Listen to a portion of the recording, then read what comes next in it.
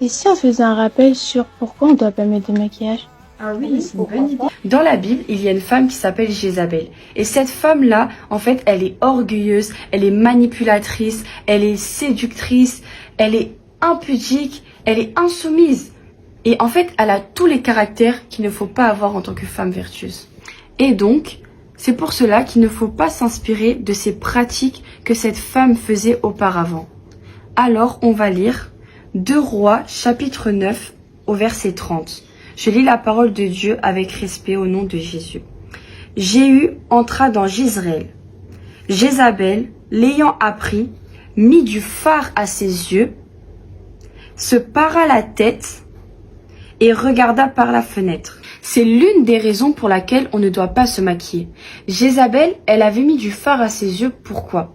C'était dans l'optique de séduire le roi. Et donc, le maquillage est une arme de séduction. Mais c'est pas une raison suffisante pour dire que on ne doit pas se maquiller.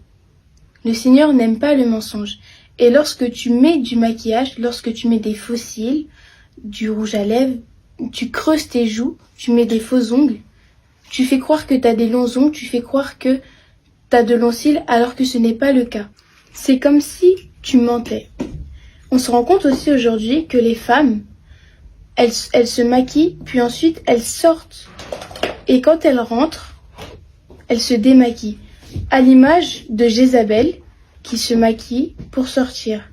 Et elle se maquille en mettant un faux visage, on va dire, pour montrer une bonne apparence. Alors que quand elle rentre chez elle, elle se démaquille, elle nous montre son vrai visage. Le Seigneur Jésus n'aime pas la séduction. Il nous fait comprendre dans sa parole qu'il ne faut pas être une occasion de chute pour ton prochain. Donc si toi, à cause de la non-vigilance de ton apparence, tu séduis un homme, tu auras péché aussi. C'est vraiment quelque chose de très important à prendre en compte. La parole de Dieu dans Apocalypse 2, verset 20, nous fait mention de Jézabel qui séduit. Et en réalité, toute femme qui se maquille est fait partie de la catégorie de Jézabel. Jézabel, elle n'est plus là physiquement, mais elle agit toujours en tant qu'esprit. Romains 12, verset 2 nous dit de ne pas se conformer au siècle présent. S'il vous plaît, mes sœurs, ne vous maquillez plus. N'allez plus corriger la création de Dieu sous prétexte que ces choses se font actuellement. Dieu n'aime pas la fausseté.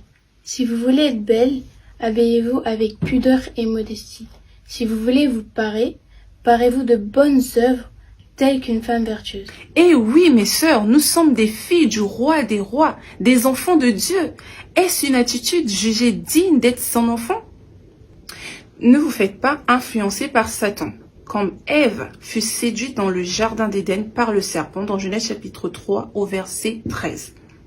Il est aussi dit dans Jean chapitre 8 au verset 44 que tous ceux qui ont pour père Satan, donc le diable, ils accomplissent les désirs de leur père.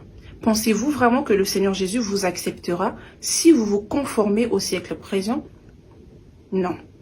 Par contre, pour être des enfants de Dieu, conformes à la parole de Dieu, il est dit dans 1 Thessaloniciens chapitre 5 au verset 23 que nous devrions être trouvés irrépréhensibles à l'avènement du Seigneur Jésus, notre être, notre corps, notre âme et notre esprit. On espère que la vidéo vous aura plu.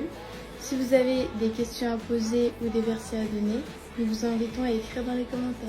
Shalom!